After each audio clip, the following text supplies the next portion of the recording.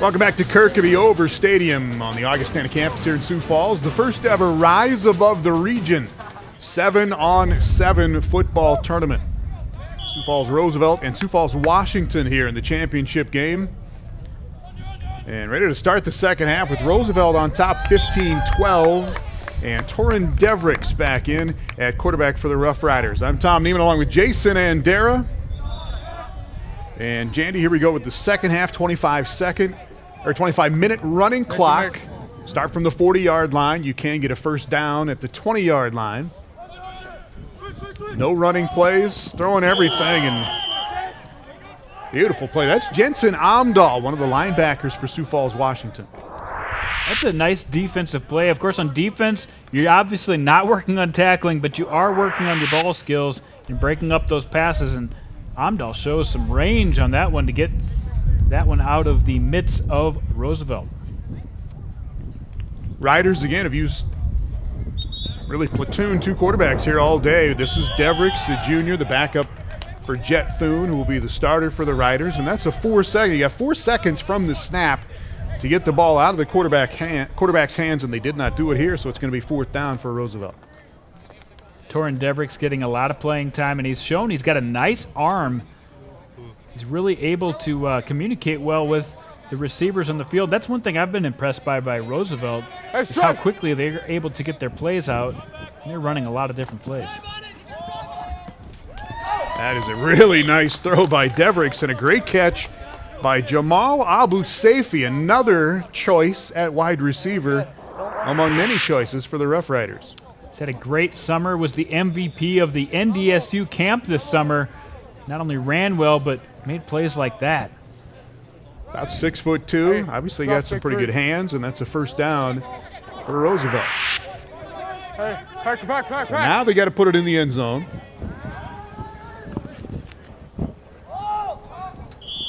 Really nowhere to go that time. Warriors defended it quite well. No huddle as usual for Roosevelt under head coach Kim Nelson. A little bit of a huddle, I guess. Yeah, a little bit this time, but most often there's no huddle. And they really are rotating receivers as they go down the field. A lot of guys have seen action today. As you said, this has been a tournament going on all day. This is the fourth game for both of these two teams, and it is hot on the field today. This field turf bouncing off a lot of heat. Devricks, kind of a back shoulder throw, to catch made again by Austin Johnson for the Riders, and that's a touchdown. Austin Johnson, one of the juniors on this team, he's had a great day today.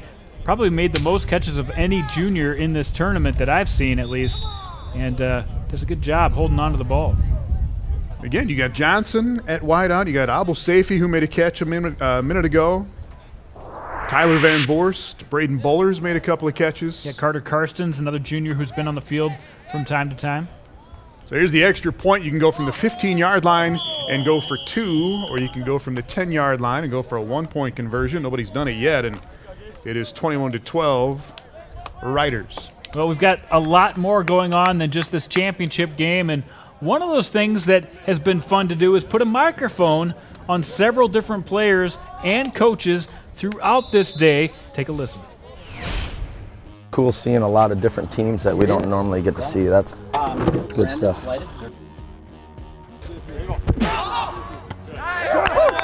there we go. Earlier than that, you got to be ready to throw. I mean, part of it, the ball's not on the shelf. We're here. Okay. And then we're winding up. Get it up on the shelf. And, hey, we're going to work on that. We're okay. All right? It's a throwing game right now. All right? See if you can get some picks. All right, let's go. 1,000. How did that happen?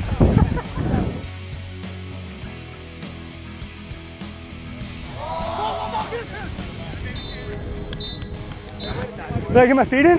Yeah, sure you do. No, did I get my feet in or not? No? I go for it. Good try, but you're like, I think you're 5 feet out. Oh. How do you feel about this 7-on-7 tournament? Oh, pretty good. Really fun watching my players and my teammates, really seeing that they're getting a lot better. That's very good. How are your feelings about the upcoming season? This is going to be a pretty good season. I think our team's going to be really good. Oh, hey, that's a touchdown for Washington football. We're going back on the field in a little second, so we'll catch you later. This has been a Midco Sports Network interview. Tell a knock-knock joke or something. No. I'm not gonna embarrass myself. You are by not talking. Not really.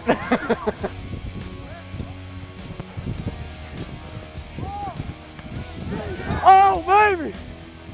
I think we got our swagger back.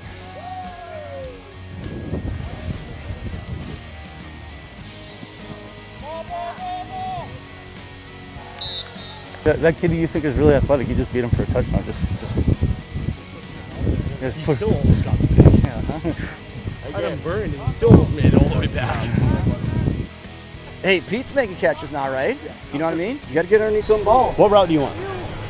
What route do you want to catch? We're going to throw you the ball. What route do you want? You got flex. Make sure you know want where your seven? up's Okay, so at. you got the 7 now. Let's go make a play Make a then, dip okay? throw. First ball, you're going to get it. Okay. You got to beat your guy. How much back? A unique perspective most fans don't get to really experience is that audio on the field. And first of all, we want to thank all the people who elected to wear that microphone for us, because not everybody wanted to. We offered the mic to a lot of people who said no thank you, and that was fine. But the people that did wear it, we really appreciated it. You see a little Sioux Falls Lincoln there in the background. There were 8 teams here in this first ever Rise Above the Region 7-on-7. All the Sioux Falls schools. And then Yankton and Pierre from South Dakota. We'll take a look at the Pierre Governors here in a minute. And then you had Mandan and Fargo South make the trip down from North Dakota here for the 8-team tournament. It was important. They talked to us about why they spent all that time to take a trip down here. First of all, they wanted to see some new teams. Second of all, I mean, there's not a lot of 7-on-7 competition in North Dakota right now. That's what Mandan's Todd Shelton told me. And, they went to Concordia to play some 7-on-7. They went down to Sioux Falls here to play some 7-on-7. He really thinks that's going to benefit them once the season starts. Mike Enels, another catch there for Washington, gain of about 6. Again, you start at the 40-yard line. You can get a first down at the 20. Basically take the linemen out of the game. And the running backs. And they've got some running backs right. here. The running game, I mean. The running game, yes. No running plays. You can't do a running play here. You can throw a screen. You can dump it off to a running back. That kid right there has had 2 interceptions already for Roosevelt, Justin Mueller. And down to about the 25-yard line on a catch by Chaden Fitzsimmons. It's been fun to watch the development of Jack Skellhouse. There's been a lot of guys from Sioux Falls who have gotten an experience to play as sophomores, have moved all the way up to play, and have been starters over the last couple of seasons. Let's take a listen in the huddle. Sorry. H3. Okay, Seattle. Run the wheel off of it. Okay. I'm on, ready? So he's kind of taking command of that huddle. He's been in that huddle. At times I said he's played as a sophomore. Last year played all season as a junior, and has really taken strides this senior season to command this huddle. That is Ty Smith. Again, nobody touched him as he came through right in the middle, and that's a Washington touchdown. How did he not get touched? It's just one-hand touch. He threw it into traffic, found his way to the end zone. Here's a view from behind the quarterback. That's a good throw by Skellhouse, and then Smith takes it right in to make it 21-18. Well, there's no blocking, but it's kind of like basketball where you can kind of set a pick, put yourself in between the defense, and that's what Washington did to free Ty Smith all the way to the end zone. Smith has made a couple of really nice catches. Now from the 15-yard line, this would be a 2-point try for the Warriors.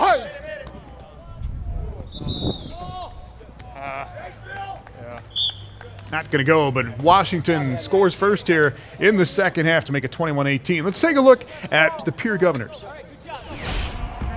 After graduating a majority of the team that won a South Dakota 11AA championship in 2013, the Pierre Governors took a predictable step back last season. Last year, losing 20-some seniors off our championship team 2 years ago, we knew it was going to be a work in progress. But despite taking their lumps at times during a 3-5 regular season campaign, head coach Jason Popping his Govs would finish strong, reaching the state semifinals before falling to 11AA runner-up Brookings. This season, there's optimism in the state capital that the team can return to the Dakota Dome in November, and a big reason for that has been the growth of quarterback Brevin Kaiser. He really put up good numbers at the end of the season, threw for 750 yards in 3 games. He's the pin kind of to our offense of us being successful. At the tail end of Kaiser's junior season, the 6'4 signal caller showed greatly improved decision-making to go along with his obvious natural ability. It's no surprise that his continued development will be key. Oh yeah, we're a completely different team. We've been working really hard ever since December, and I think we have a shot to be a really good team, but that doesn't come without doing nothing. We gotta keep working at it though. We really looked to Brevin to have a big season for us. He's got a really strong arm, and he hasn't reached his potential. He's still a quarterback that's gonna get better and better and better. And I think college has realized that too, that he's gonna have a bright future at the next level playing quarterback. Kaiser won't be the only star on offense, as he'll be joined by fellow senior Aaron Severin at receiver to go along with a physically imposing offensive line. The trenches in particular will look to be a strength on the defensive side of the ball as well. We expect big things out of our defense being able to control the line of scrimmage. I think that's something we didn't do really well last year, especially at the end of the season against a team like Brookings in the semifinals that ran the ball heavy. We didn't control the line of scrimmage well, and that's really been a focus for us in our offseason. Well, I think 11AA is going to be one of the most fun classes to watch this year, and Pierre will be right in the thick of it because they have, if not the best, one of the best quarterbacks in 11AA, and Brevin Kaiser. He's been fun to watch all day. You can just tell he's got one of those balls that just pops out of his hand. One of the strongest quarterbacks in the entire class and maybe in the entire state. All right, Riders get it back here. Catch made there by Van Voorst. And 11AA in South Dakota will have 9 teams this year. Watertown, their enrollment was such that Watertown has moved up to 11 AAA this year. So we got 9 teams in 3A and 9 teams in AA in South Dakota this year. Yeah, and I think about half of that field is really in contention for a championship. You look at teams like Harrisburg, you look at teams like Brookings again. They lost a lot of seniors, but they've got some guys back. Let's take a listen to the bench over. If we get a vertical from Roosevelt 3, side. The middle linebacker is going to carry that. Okay, and so what they're doing is they're running 3 vert and then taking 2 right up underneath it. Reroute 3, and then you immediately got to find 2 because he's coming right at you. That's how Washington scored that last touchdown. They flooded to the outside, then found Ty Smith over the middle. This is Jack Brenn, Jandy, for Washington, making a play from the corner. A lot of good athletes on this Washington team. That's one thing they're not short of, is just deep in the backfield with a lot of athletes. Jack Brenn being one of those guys. You're going to see a lot of time on defense from Brenn.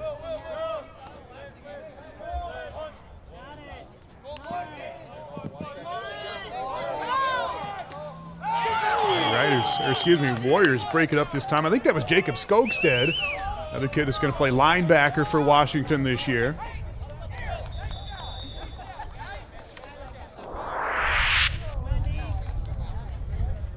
And they made it tough for Thune to find anybody that time, so it goes over on downs now to Washington. The quick decision-making is so important from the quarterback position. If you give them a little time on defense, they know that 4 seconds is coming up. They're going to make a break on the ball.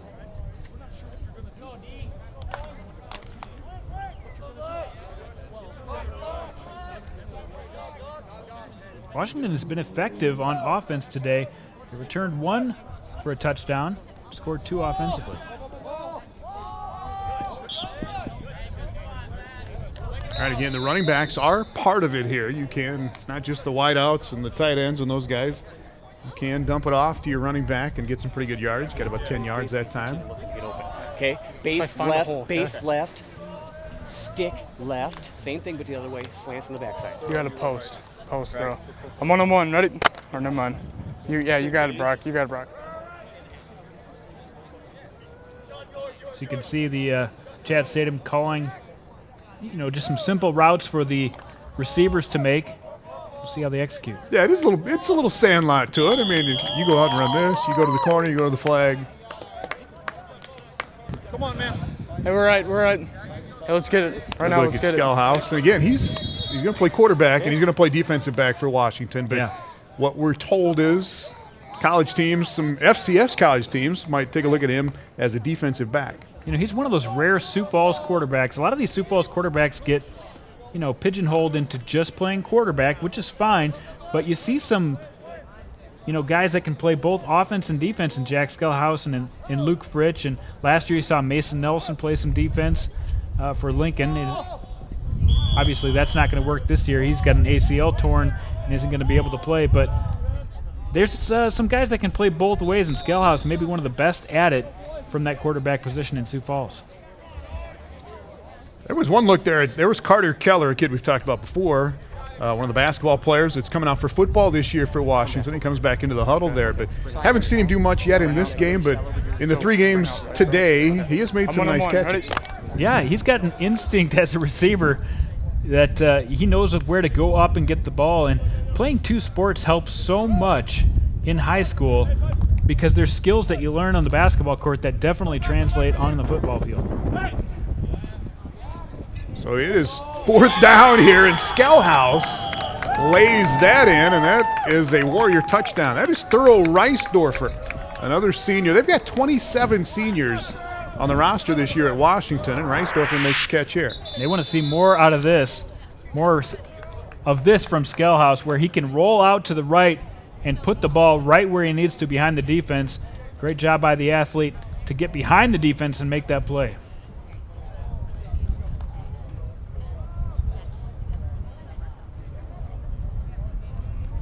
Good ball. All right, Warriors jump back on top. It's 24-21, and they're going to go for 1 from the 10-yard line. Back in the lead is Washington, despite throwing a couple picks.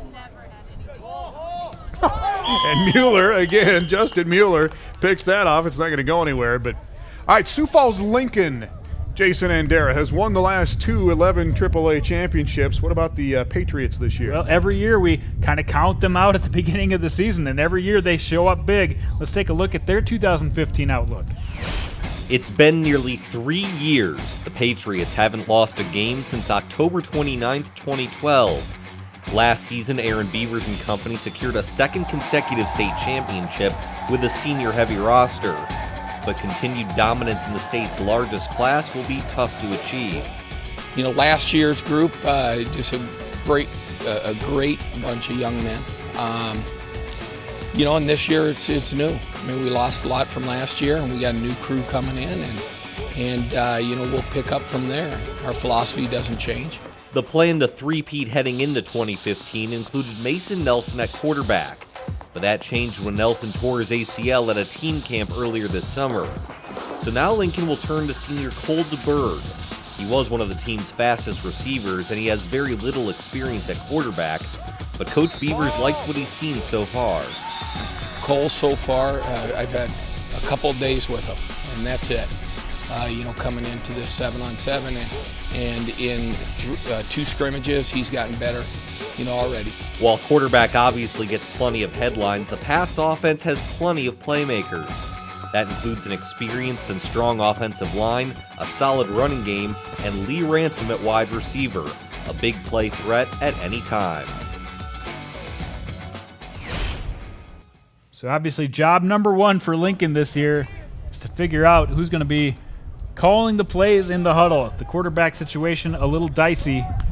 But the one thing they do have is a great offensive line, and that's going to help any quarterback that they have. And today it's been Cole DeBerg playing quarterback for them, who's such a familiar, face at the wide receiver position. We're hoping for big things from him as a wide receiver. Now they're hoping for big things from him as the quarterback.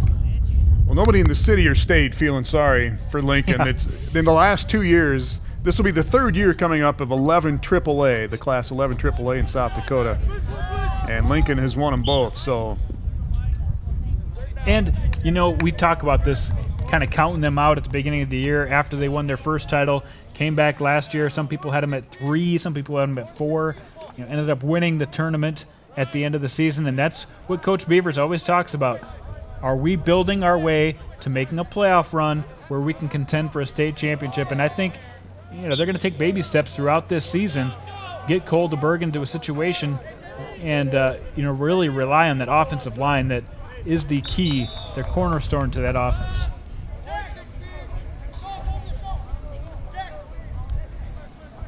All right, Torrin Devricks back in at quarterback here for Roosevelt.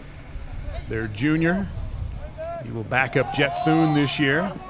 And that is Austin Johnson making another catch. He's got about 8 catches already here in this championship game. That's a first down for the Riders. A lot of big ones, too, where he's just sitting there.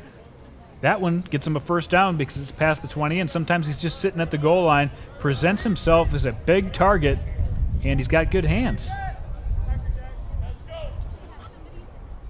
Well, this is the 4th game of the day for both of these teams, so they've already played about 180 minutes of football. Yeah. Or 7-on-7 at least. Some say this isn't real football, but you got to run. It's good competition. It is. It's competition, and you have to run. And Roosevelt actually has another team activity tonight to get together and walk through some stuff planned before we had the 7-on-7 today, so they've got a very full day.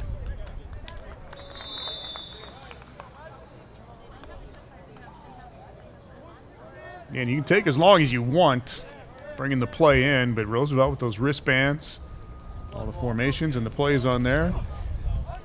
And Devricks to Tyson John, and nobody there for Washington. Riders go back on top. Yeah, you see the bunch left that time, drew a lot of the coverage off to the left, and you just dropped that running back out there, and Tyson John able to receive out of the backfield, something not every running back in high school football can do is catch that ball out of the backfield. Tyson John has shown he can do that and obviously can run after the catch. Well, he looks like a 5th wide receiver. We're talking about all those receivers for Roosevelt. With Van Voorst and Johnson, who's been big here today. Abu Saifi, and then John with the catch there. And that is no good on the conversion, but Roosevelt back on top with about 8 minutes to go here in this championship game. Well, we'll step away for a break quickly, but stay tuned. A lot more coming up next segment with some of the top plays from today throughout the competition, and we'll bring you the end of this thrilling final matchup. This varsity sports presentation of Rise Above the Region 7-on-7 on Midco Sports Network is presented by Sanford Orthopedics and Sports Medicine, Riggs Premier Football Academy, and Mid-Continent Communications.